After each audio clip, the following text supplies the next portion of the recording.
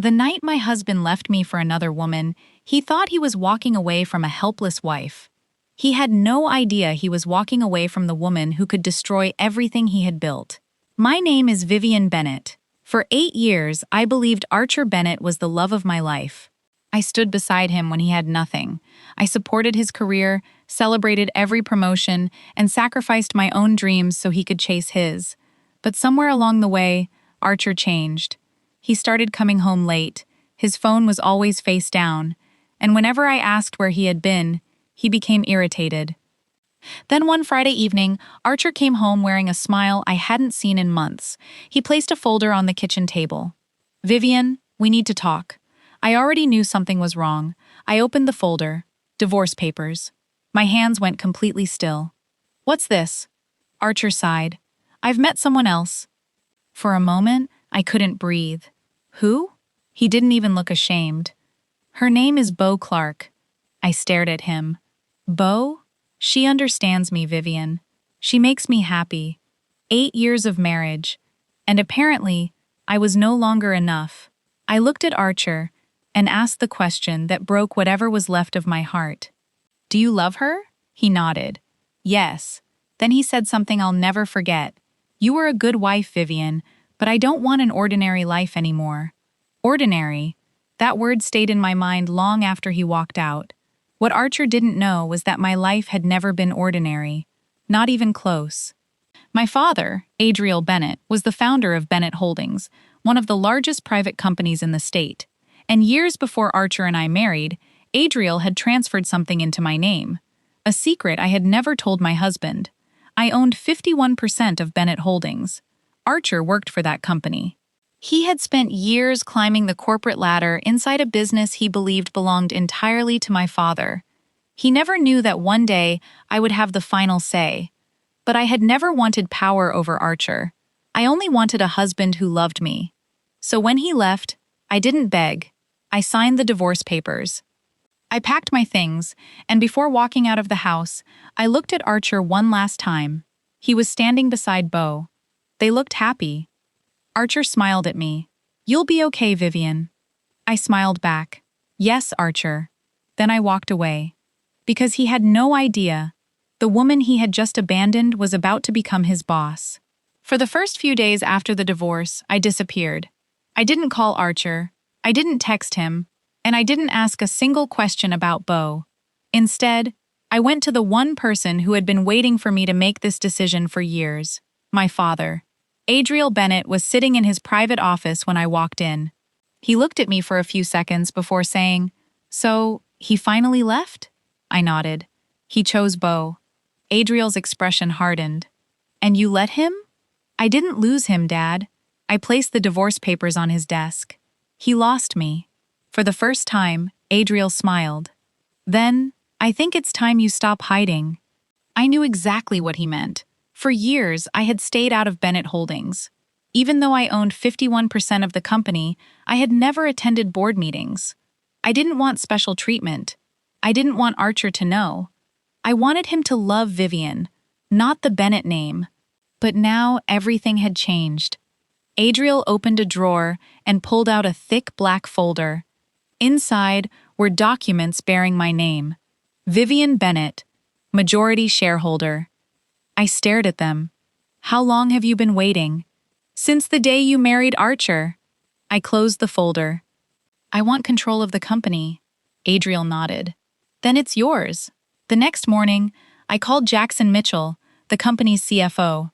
"Jackson, I need you to arrange an emergency board meeting." His voice immediately became serious. "Is this about Archer?" "Yes." There was a pause. "Vivian, you should know something. Archer has been making some questionable decisions lately." "What kind of decisions?" "Large expenses, private accounts, transfers that don't make sense." I felt my stomach tighten. "Can you prove it?" "I can." "Then don't say anything yet." I hung up. For the first time, I realized Archer's betrayal might be much bigger than an affair. That evening, I opened the financial reports Jackson had sent me. There were payments to an unknown consulting company, several expensive purchases, and one name appeared repeatedly: Beau Clark. I stared at the screen. Beau wasn't just Archer's mistress. She was somehow connected to his finances. The next morning, I walked into Bennett Holdings through the private entrance. Nobody recognized me. That was exactly what I wanted. I met Jackson inside the executive office. He handed me another folder. "There's more." I opened it. My face went cold. Archer had been preparing to move a major company contract to a firm secretly connected to Beau. He wasn't simply leaving me for another woman, he was putting my family's company at risk. I closed the folder. "Jackson." "Yes?" "Schedule the board meeting." "When?" I looked through the glass walls toward Archer's office. "Tomorrow." Jackson nodded. "And should I tell Archer you're coming?" I smiled. "No. Let him walk into that room believing he's still in control.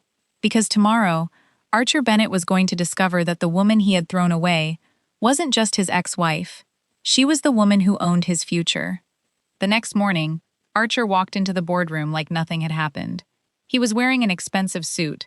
Beau was beside him. She looked confident. I later learned that Archer had already promised her a future inside the company. He had no idea that future was about to disappear.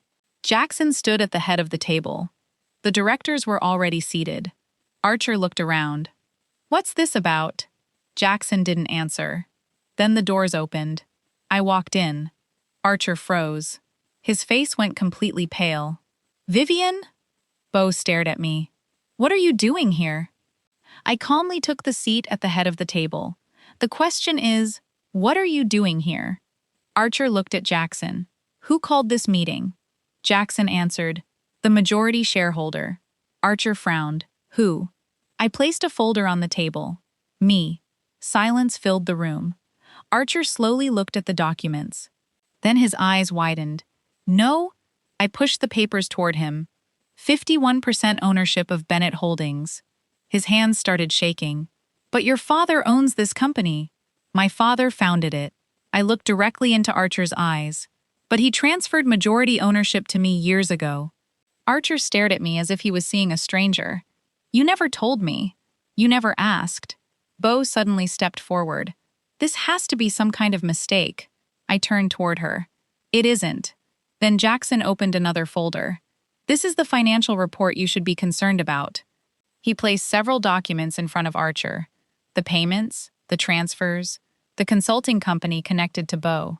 Archer's expression changed. "Vivian, I can explain." "I don't want an explanation." I pointed toward the documents. "I want the truth." Beau suddenly became nervous. Archer looked at her. "You said those payments were legitimate." Beau said nothing. Jackson calmly added, "We traced the company back to an account controlled by Beau Clark." Archer's face fell. "You lied to me?" Beau finally spoke. "I did what I had to do." Archer looked at her in disbelief. "You were using me." "No," she replied coldly. "I was using your position." That sentence destroyed whatever was left of their relationship. I stood up. "Archer, I could fire you today." He looked at me. "Please, Vivian."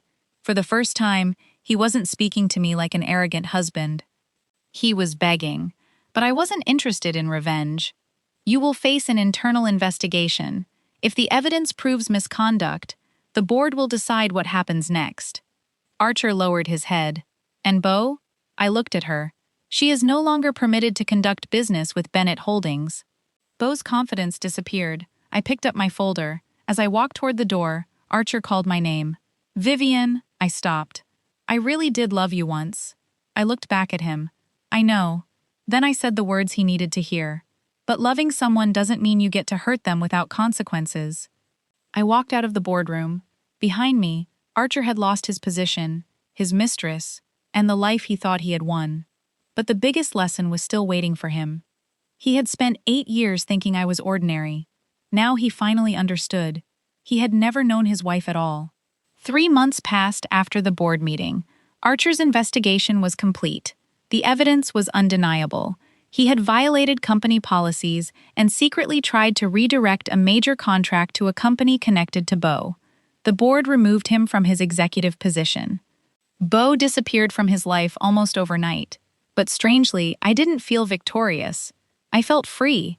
For the first time in years, I woke up without wondering where my husband was. I started working directly with Jackson and the board, and within weeks, I discovered something I hadn't expected.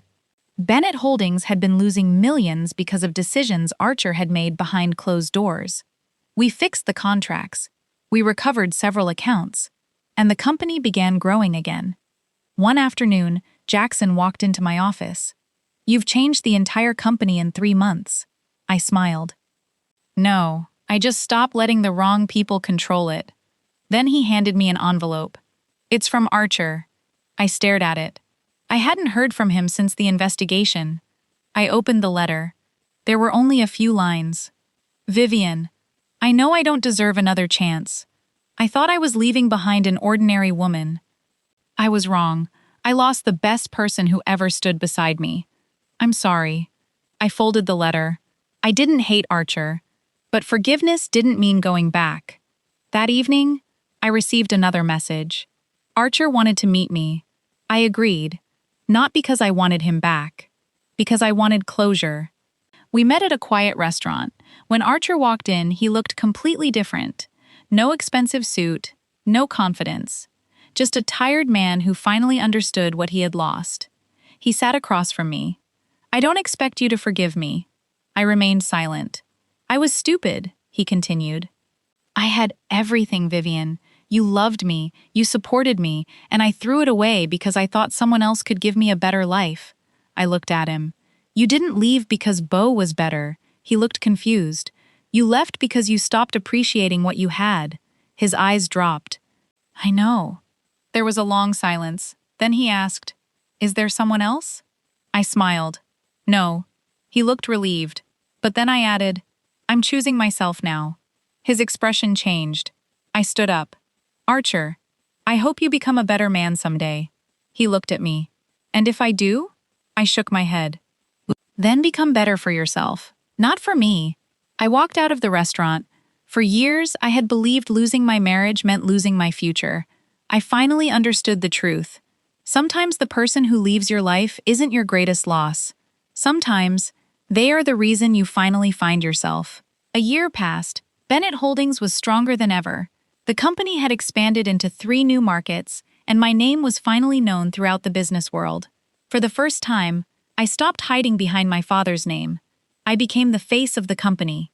But more importantly, I became the woman I had always been afraid to become. Independent, confident, free. One morning, Jackson walked into my office with a smile. "We just received the final numbers." I looked up from my desk. "How did we do?" "Record year." I smiled. "Then I guess all those sleepless nights were worth it." Jackson laughed. "They definitely were." Later that afternoon, I attended a business conference. As I walked through the crowded lobby, I heard someone call my name. "Vivian." I turned around. It was Archer.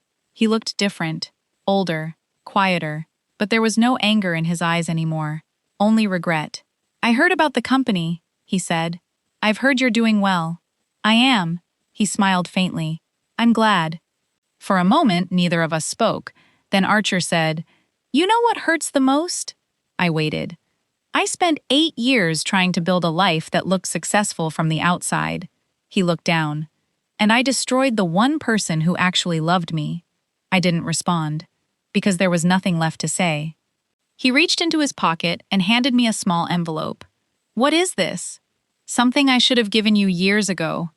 Inside was an old photograph. It was from our first year of marriage. We were young, happy, completely unaware of what the future would bring. I looked at the picture and smiled sadly. "We really were happy once." "Yes," Archer said, "and I ruined it." I handed the photograph back. "Keep it." He looked surprised. "Why?" "Because it's part of your past." I stood up. "And I'm part of mine." Archer nodded slowly. "I understand." He walked away. I watched him disappear into the crowd. And strangely, I felt no anger, no desire to hurt him, no need to prove anything, because I had finally realized something. The best revenge wasn't watching Archer suffer. It wasn't taking his position. It wasn't exposing Beau. It wasn't even becoming the owner of the company he worked for. The best revenge was waking up one morning and realizing I no longer cared what he thought of me. I had lost a husband. but I had found myself. And sometimes, the person who breaks your heart doesn't destroy your life. Sometimes, they accidentally lead you straight to the life you were meant to have.